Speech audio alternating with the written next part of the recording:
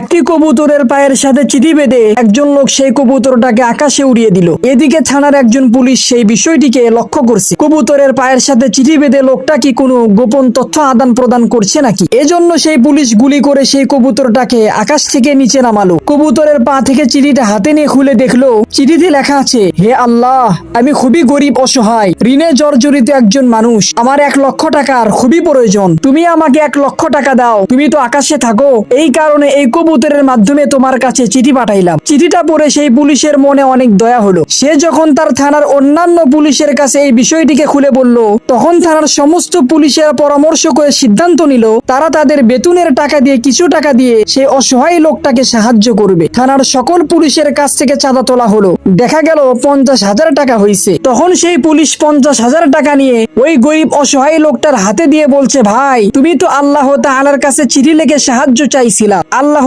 তাআলা তো তোমার চিঠি কবুল করছেন। লোকটা টাকা গুনে দেখলো সেখানে 50,000 টাকা। এখন সেই লোকটা আবার একটি চিঠি লিখে কবুতরের পায়ে বেঁধে উড়িয়ে দিল। তখন পুলিশ বলে, কিরে, এই লোকটারে তো একটু আগেই টাকা দিয়ে সাহায্য করলাম, এখন আবার তার কি সমস্যা হলো? তখন সেই পুলিশ উড়ে যাওয়া ওই কবুতরটাকে গুলি করে নিচে নামালো। চিঠিটা খুলে দেখে তাতে লেখা আছে, হে আল্লাহ, আপনি আমাকে টাকা দিয়ে সাহায্য করেছেন ভালো কথা, কিন্তু আপনি টাকা পুলিশের হাত দিয়ে কেন দিয়েছেন? আপনি আমারে দিয়েছিলেন 1,00,000 টাকা, এর মধ্যে থেকে ওই শালা ঘুষখোর পুলিশ 50,000 টাকা তো মেরে দিয়েছে।